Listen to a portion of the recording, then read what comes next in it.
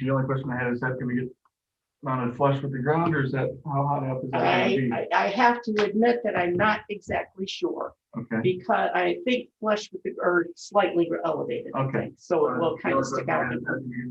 Sorry. Flush with the ground? What?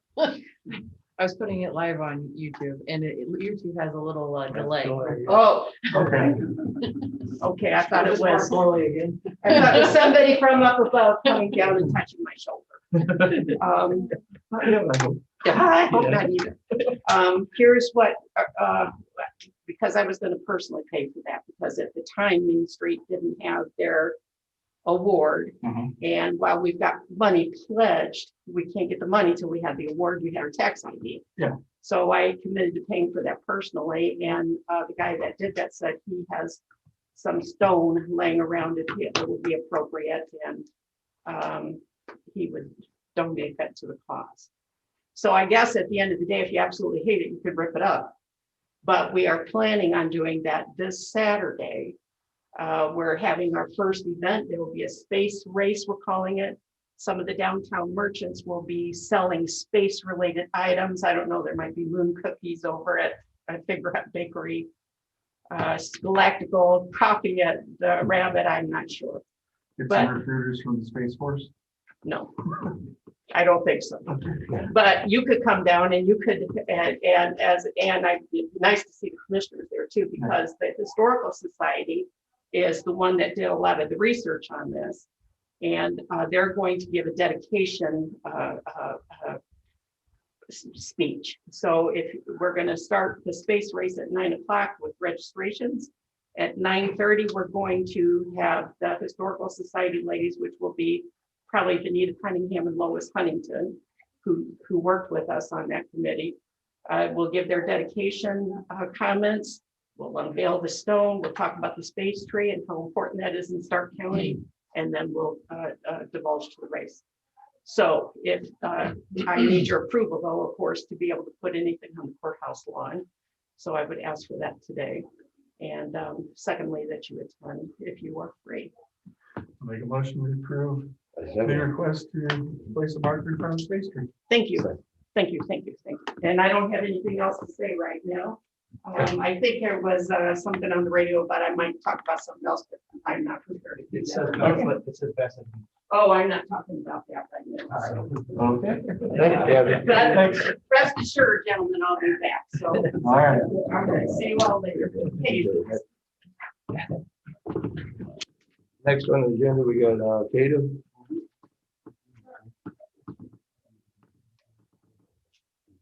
How are you today? I'm fine.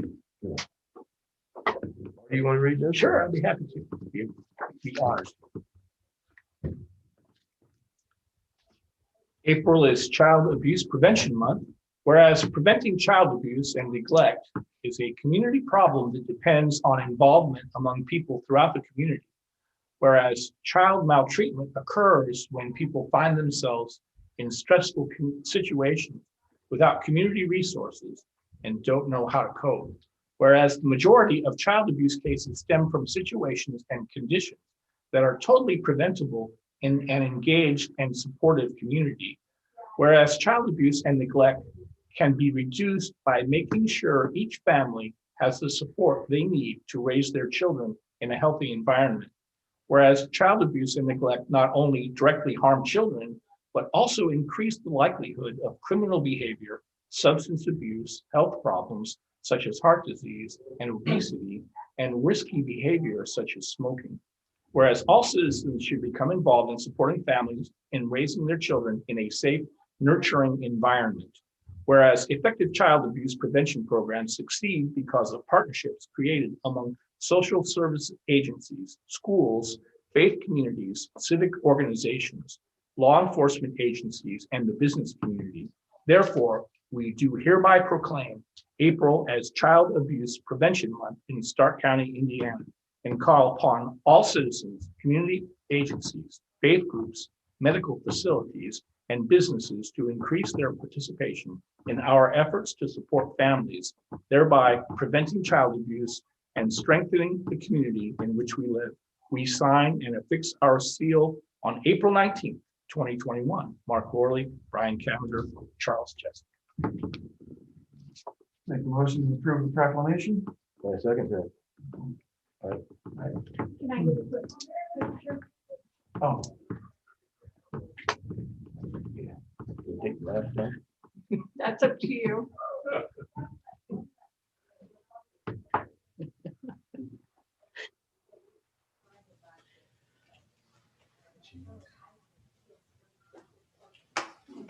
Good enough.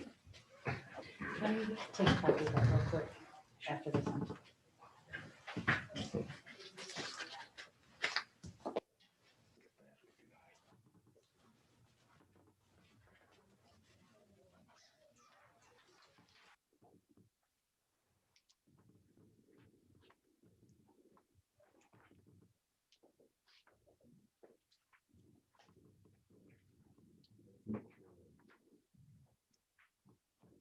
Next, we got vendor claims for amount of $354,788.68. motion to approve. Second. Next,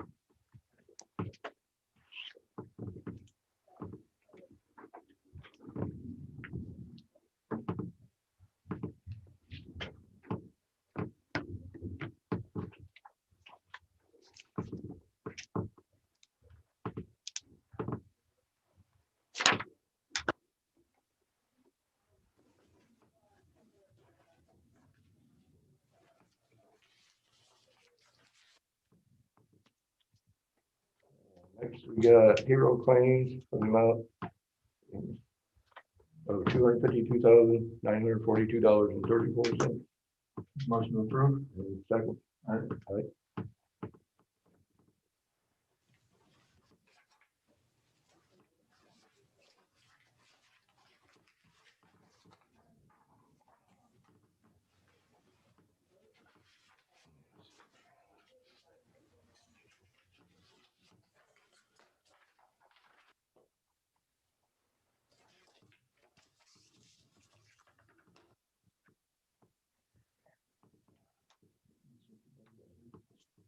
copy. Then we got minutes for March 15th, 2021 meeting. Yeah, it's previously approved, just sign Okay. it.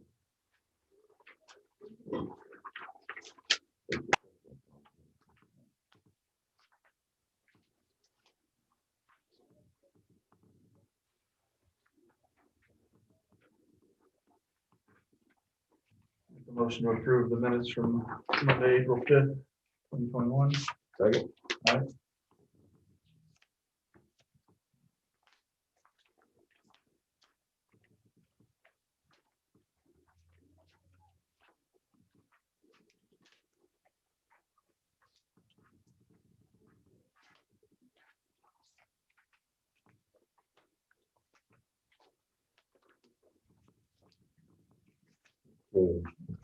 We got a change order for the courthouse renovations.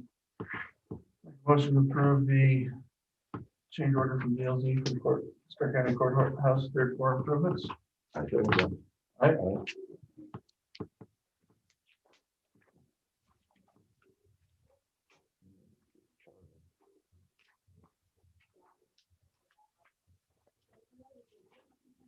These are orders for Charlie. So it looks. Yeah. Yep.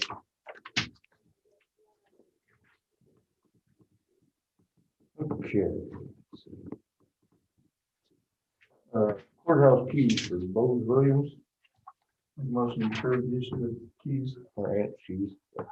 Second that. All right.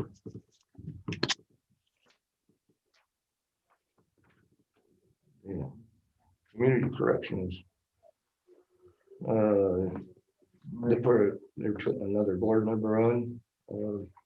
Make a motion to approve the appointment of Abby White Columbia to the Starke County Community Corrections Advisory Board. Second that. Right.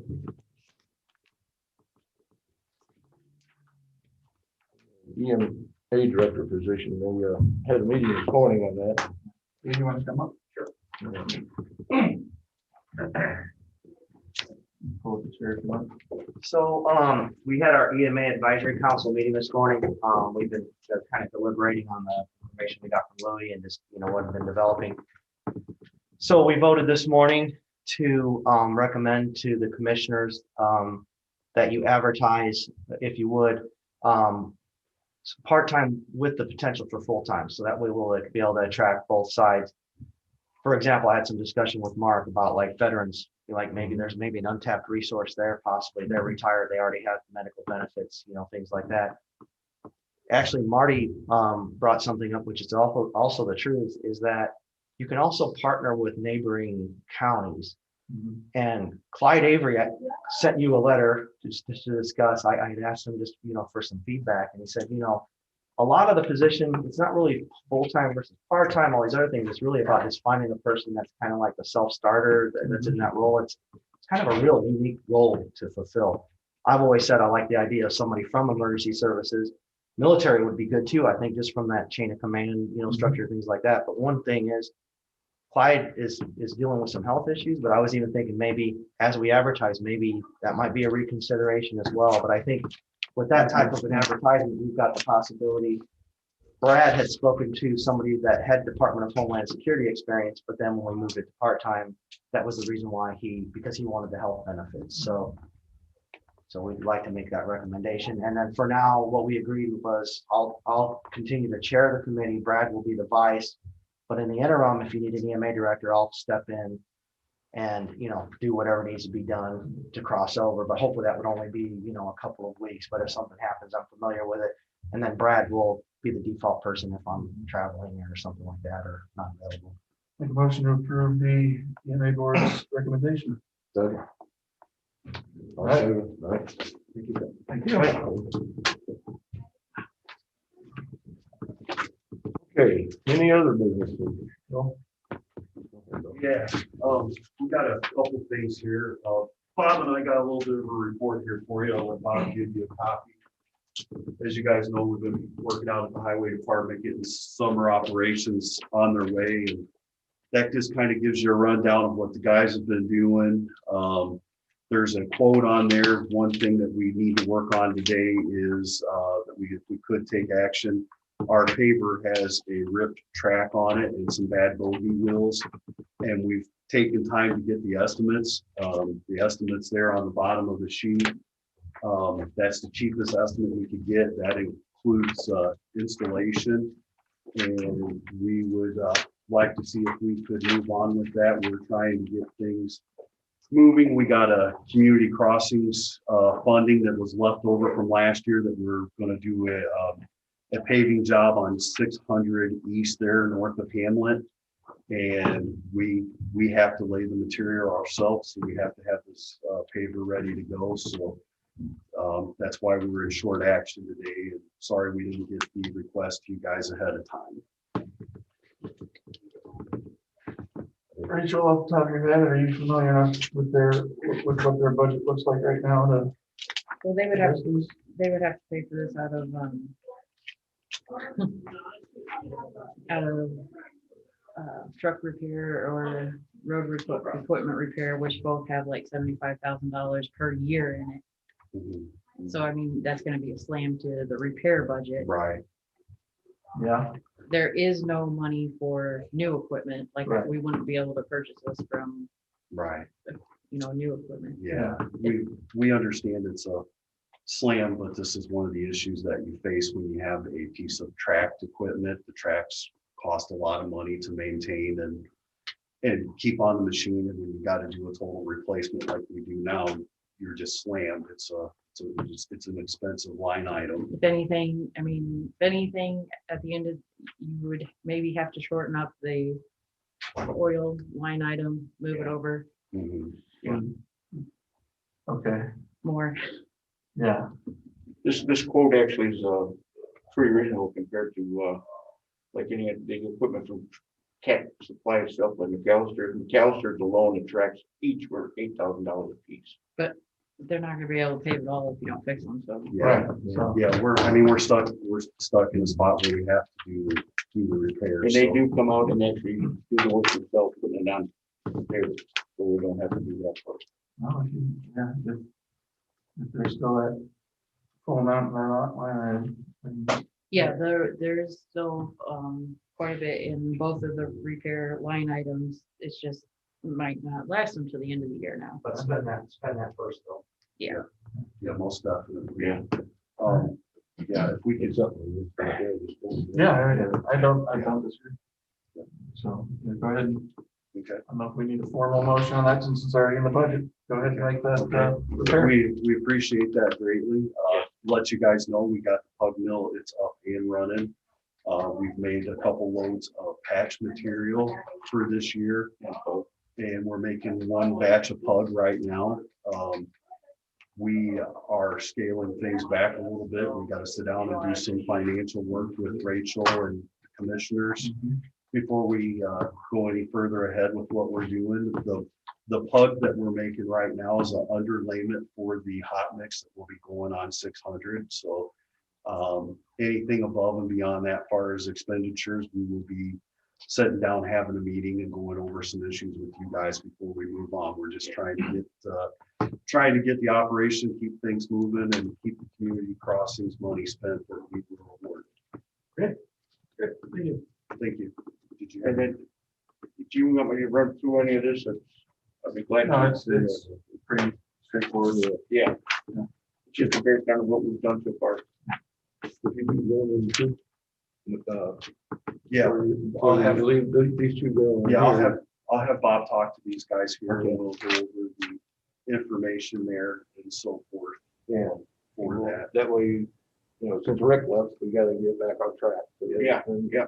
That's what they're here for. Yeah, and Make sure. yeah, and to advise the commissioners as well, we got a light up sign out in the filter strip there at the highway department that was donated to us by traffic control.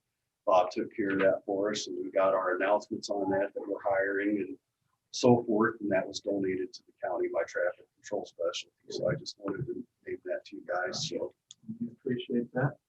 Sure that we acknowledge Yeah, that. really. yeah, so and we did call the landowner and get permission beforehand. So Good. Do that beforehand and after the fact. all right. Great. Thank you. Yeah. If it's okay with the board, I would like to bring my partner Dan up here on the river board and give a quick update on the river progress that we've made and so forth. Okay. I'll be right with you, Bob. Yep.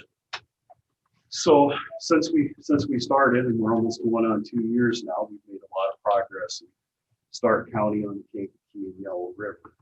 I'm going to let Dan go ahead and get started. You guys had appointed him as a partner, and he's been above and beyond and been great to work with, and we appreciate his help. So Dan, I'll let you get started. Yeah, just give a brief, thanks for the opportunity to give an update, but this was 2018. And so it's, last year the record, can't keep it record low. So sometimes it's hard to remember, the floods, but I just want to remind you that this was a levee break on the Kankakee. And so I think FEMA says about every dollar spent on prevention is $4 that's saved in mitigation or damage or during a flood. So this is the same picture. So one of the projects we've been working on is log jam management. And so previous picture, this levee is blowing out, trees are about ready to fall in. So part of the log jam management started at English Lake and worked on about 17 miles of riverbank all the way up to Highway 30, taking off dead and leaning trees where the tariff banks and fall in become a problem, and pulling out any trees that have fallen in the river. So that's one of the projects that's going on in this area. And we talked about it yesterday. Downstream at the State Line Bridge, there's some trees in front of the bridges down that area, and there's contractors lined up to remove those so that they keep the water flowing. It's nice to work when it's low. It's easier to see the trees that are not submerged, and it's easier for the contractors to work. One thing I'd like to touch on, what's on the up and coming project list here, is the Yellow River, which you guys know that our Parks Department's been working on for a while to do some kayak launches and different things. We get a lot of folks that use the Yellow River.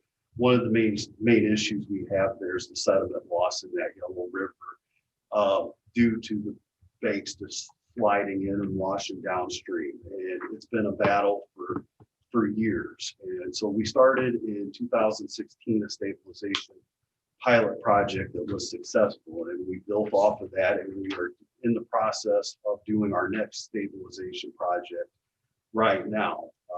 It'll start about a mile inside of Marshall County and run about a mile and a half into Starke County for this year. With that is getting the bank stabilized, stopping the sand from coming in, getting the trees off of there so there's safe passage for the kayakers.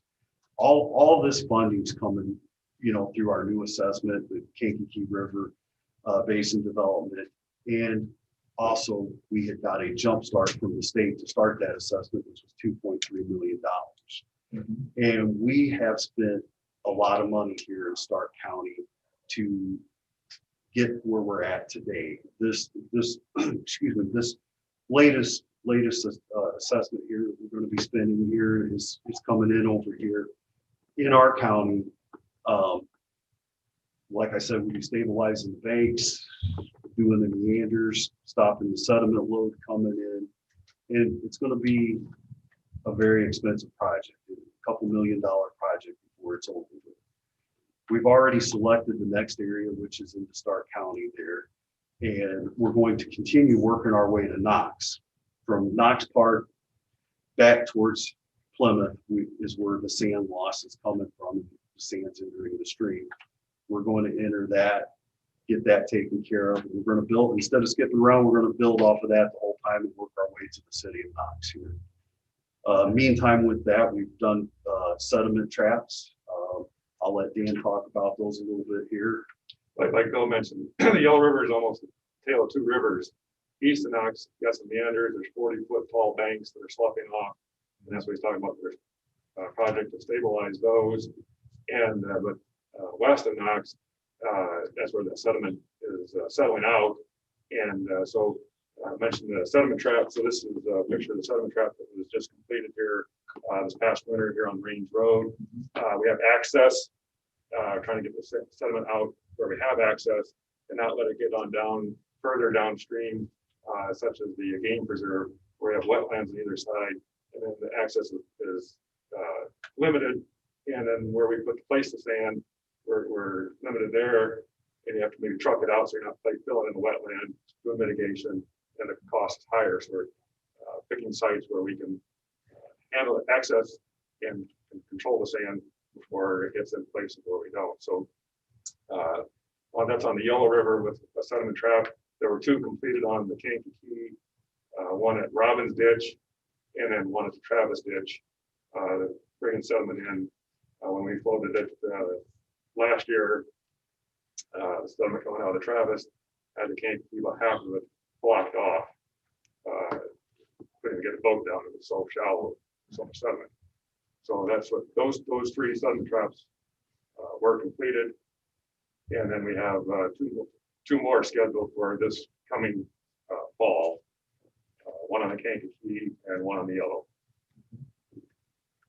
Appreciate you guys taking the time to hear us. We got a lot going on. And one last thing I wanted to add to that is one thing that we are doing. You guys heard us talk about cutting the trees and clearing the banks. We are putting trees back in. We're planting trees on the landward sides of the banks at a ratio of about 4 to 1, 5 to 1 sometimes, depending on the species that we can get. So we are trying to be good stewards of land and replace what we have taken out. So, it's been a great project so far, and it's very vital to our county. Just wanted to give you guys a brief update and thank you guys for your time. Thank you. Appreciate it. Thank you.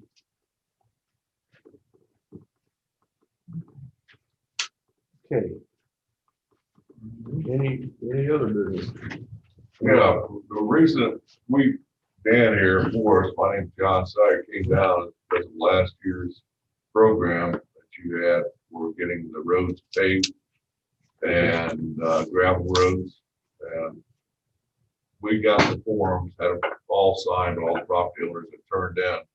My understanding was my road was the only road that's actually done on time, with the forms to have it paved. And they've been working on it. They put the ground up asphalt down and rolled it.